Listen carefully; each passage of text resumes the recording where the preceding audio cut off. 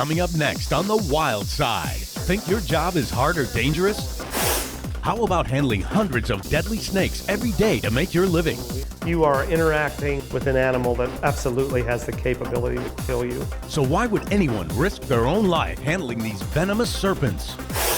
Believe it or not, this snake handler is risking his own to save human lives. Cobra venom typically in the marketplace right now is running about $250 a gram. While there is money in snake venom, one wrong move and this guy will be fighting for his life. For me, a very minor snake bite, in fact, can be a life-threatening event almost immediately.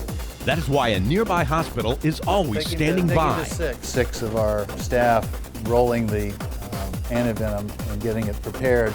The amazing thing about this place is that anyone can come and watch these venom extractions. And we'll take you to a spot where you can go feed kangaroos, pet zebras, and even kiss a llama. Where you can actually come in and play with them on a one-on-one basis. And be prepared. You never know what will happen. We'll educate ourselves about all the animals that make their home on this unique ranch. All this coming up on the Wild Side. He's going face to face with one of the most dangerous animals on the planet. As we get close to the mountain gorillas, No idea you could get this close to a rhino.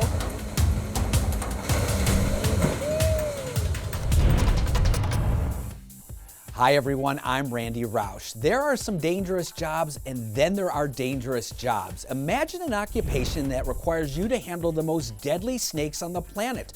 And the reason you do that is actually to help save lives. We know a guy who does this daily. And what is amazing about his career choice is that you at home can come and witness his snake handling skills. I think so. Ready? Good. Don't change anything. If there is anyone always ready for anything, it's Carl Barden. A guy not afraid to roll up his sleeves, grab a hold of the task at hand, and get the job done, minus a deadly mistake. You are interacting very closely, repeatedly, day after day, with an animal that absolutely has the capability to kill you. But Carl is not your average snake handler. Unlike snake charmers around the world that aim to heal and hypnotize while handling serpents, Carl is in the business of saving human lives. We are a commercial venom production facility, a venom laboratory that really specializes in producing large amounts of snake venom to make those venoms available to the pharmaceutical industry and the research industry. This means in order to extract venom that may someday save someone's life, Carl must risk his own. You see, this venom laboratory is home to over 1,000 snakes. Every day, Carl and staff pull out, pick up, and move to the table over 100 different serpents. That is 100 opportunities each day, some 400 a week, to get bit by a deadly reptile. There is irony in the process. And we always say that it's ironic that the anecdote, although like so many things, viruses, the flu, that the anecdote is actually made from the poison itself, from the toxins itself. And that the animal, as you say, that can kill you is exactly what you're going to need to save your life if he, in fact, does bite you. Which raises an obvious question. How many snake bites has he endured? So I've had 11 snake bites in the past 20 years. 11 separate times a snake has found its fangs into Carl, sending him to the hospital fighting for his life.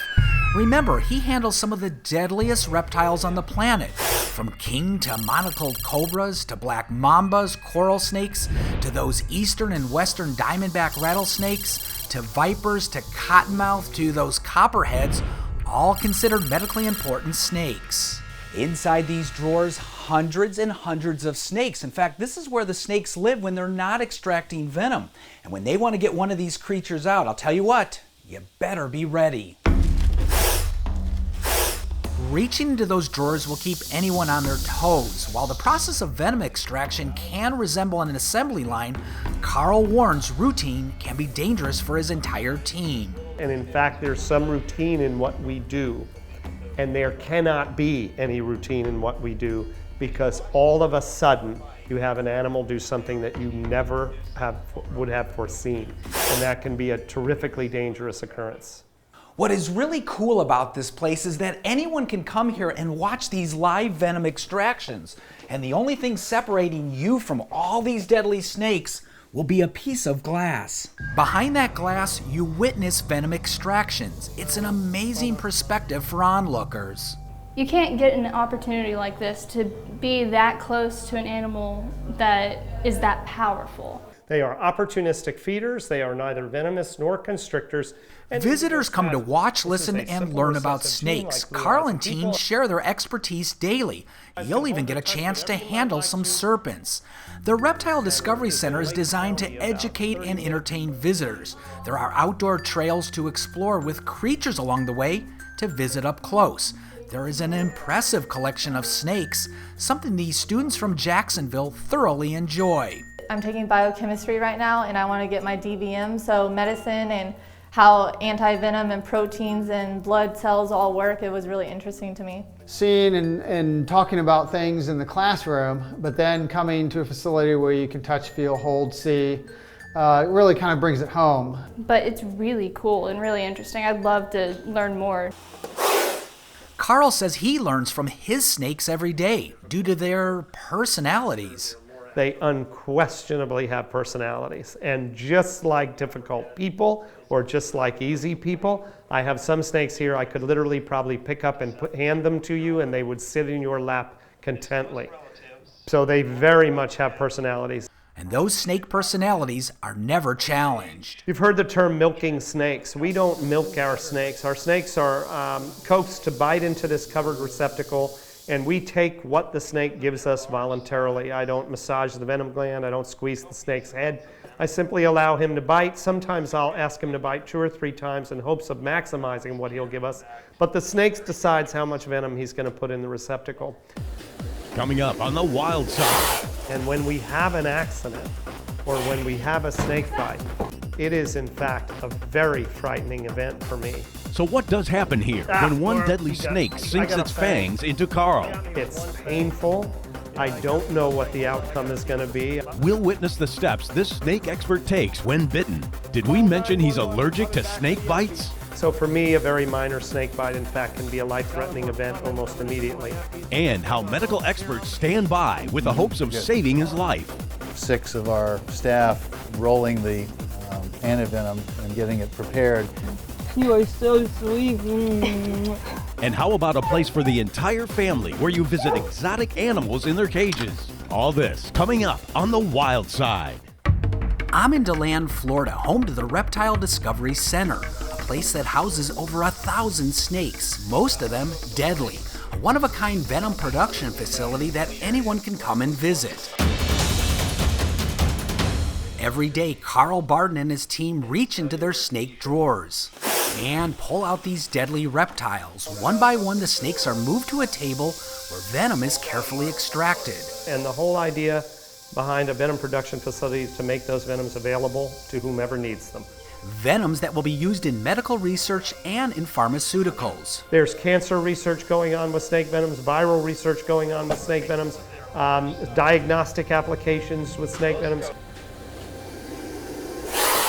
You name it, snake venom has a purpose, but most recognize it for its life-saving ingredients. What most people realize is that most snake venom is used to make antivenom. Anti-venom? A magical life-saving potion made from the very properties that kill when a deadly snake bites. And nobody knows more about snake bites than Carl himself. So I've had 11 snake bites in the past 20 years. And these are not garter variety snake bites. Carl handles the most dangerous serpents on planet Earth. Everything from king cobras to black mambas to coral snakes to eastern diamondback rattlesnakes, western diamondback rattlesnakes, cottonmouths, copperheads, gaboon vipers, kind of a cross-section of what we call the medically important venomous snakes. Snakes not always happy to see Carl and his team. We have a cottonmouth in the back named Lucifer, and we think it's him himself. You open the drawer, and Lucifer bites the drawer, he bites himself, he bites the hook. Venom extraction is dangerous work, no doubt about it. One misstep or one miscalculation, and a snake can get the best of you. And nobody knows this better than Carl himself. Mara, I got a fang. Carl showed us the protocol when he's hit by a deadly snake. When we have a snake bite, it is in fact a very frightening event for me. Mara, I gotta wash this and see if we got any venom. First step, wash the bite. Of course, time is critical. When you get bitten by a venomous snake, you have essentially become a living chemistry experiment. You really don't know where it's going to go. So Mara, I got some venom. This is a hot bite. His team springs into action, calling the nearby hospital. Hi, we've had an exotic snake bite at 2710 Big John Drive. The hospital begins to prepare. They know Carl well. He's faced death on their doorstep nearly a dozen times before. So we instantly know that it's Carl or someone associated with Carl's operation. So this is not a drill. This is not a non-venomous event, or we wouldn't have even gotten the call. Tell them we're coming. I'm going to do my eppies. We're going to bring our own serum. His own serum? Carl is so prepared for this event, he has methodically collected, prepared, and refrigerated dozens of exotic snake antivenoms, collected from his own snakes in case of this kind of emergency.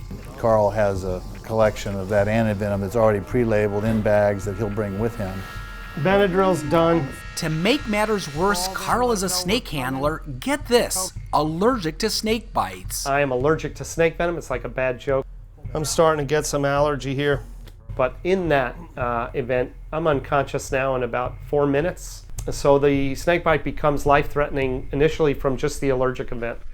Which means he can't get to the hospital fast enough. His team is so prepared for a deadly snake bite, they always have car keys and a cell phone sitting near the door, and a vehicle parked and pointed towards the hospital. So we start driving. I treat the anaphylactic event in the car, and we often rendezvous with the ambulance or fire truck en route to the hospital. And that way, if I have to get intubated, they can do it. Knowing Carl's en route, have 6 of our staff rolling the antivenom and getting it prepared. Take him to 6. Sometime I regain consciousness in the emergency room, and at that time usually things are well underway. Oftentimes antivenom has already begun, and if I'm lucky, it's one of the doctors that has treated us before, or our main emergency room doctor, Stephen Knight, who's been on a whole host of our bites. So there's staff here, and Carl's wheeling there, and he goes around into one of the bays, and we're ready to leap on it. Oh my gosh, Carl, what have you done this time? Snake bites are becoming rare in the United States thanks to modern medicine. In fact, you have a better chance of being struck by lightning than to die of a venomous snake bite. So exactly what should anyone do when they suffer a serpent strike? Here is what Carl recommends. Remain calm and don't panic. Easy for him to say. Don't try and suck the venom out, it only works in the movies. No, you won't have to identify the snake or bring the snake with you. There's only one antivenom in the US. Most importantly, call emergency services or get yourself to the hospital. A snake bite these days and times is a scary inconvenience, but it won't be life-threatening. As for Carl, snake bites will always be a threat due to his line of work, but he says he can live with that. We have a whole host of protocols in place to make this safe. I follow those things closely. I'm terrifically methodical in my work, and I'm very, very careful in what I do.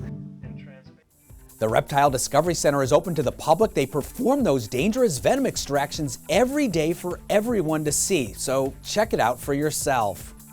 Still to come on the Wildside. We'll take you to a spot where you can go feed kangaroos, pet zebras, and even kiss a llama. More on this coming up on the Wildside. Private animal experiences are growing across America. Kathleen Overchuk joins us now with some wild animal encounters for the entire family. Now, unlike zoos, these types of animal encounters bring guests face to face with exotic species. These private places provide an opportunity to learn, see, and even touch unique creatures. So we made an appointment at one such animal encounter near Orlando to see what we could experience. Hi, I'm Leslie Rush, and welcome to Exotic Animal Experience in Orlando. An animal experience that allows guests to go one-on-one with exotic creatures. Exotic Animal Experience is a pretty cool, interactive, hands-on experience with exotic animals, where you can actually come in and play with them on a one-on-one basis. And any animal encounter that brings you close to the creatures and also helps to educate the public, I'm in. Hi, Kathleen. Welcome to Exotic Animal Experience. Thank you so much. I'm Leslie, and this is Kiva. Oh, hi, Kiva. For all guests, on in. reservations are a must and are done online. But once inside, it's just you and the animals.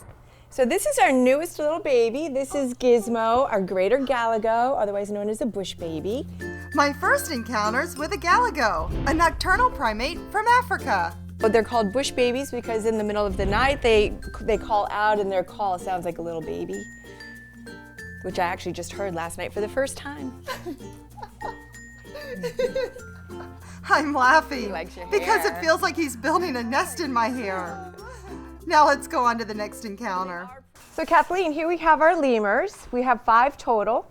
3 are in cages today. Lemurs are playful primates from the island of Madagascar. They love attention. You will get the opportunity to feed a lemur, but even better, you will get to play with one as well. Hi. Oh, look at you. Oh, Their hands are awesome. They actually have little lifelines like we do. And yes, lemurs like to vocalize to each other. And don't worry, they're not upset. But mankind is threatening the species. Every species of lemur is endangered, unfortunately, and some of the species that we have that you saw today are on the critically endangered species list. And helping to save a species is why many volunteer their time here at the Exotic Animal Experience. Elizabeth Burns spends as much time as she can caring for the creatures. I have traveled all over the world to see different animals and experiences, and this is by far my favorite. I love getting to hold them, have the people explore and enjoy them just as much as I do. Brienne Fulton also has a passion for these animals. The ruffed lemurs, for example, are critically endangered and they are only found on Madagascar, so this is a place where you can interact with them and they may not be around forever. And my next animal encounter, a llama named Tony. Tony is our Appaloosa llama. He's pretty cool in coloring. The llama's closest relative is the camel.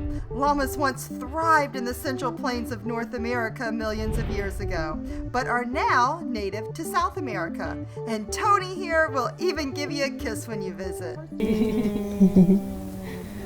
You are so sweet. And I found out Tony has never spit in a visitor's face.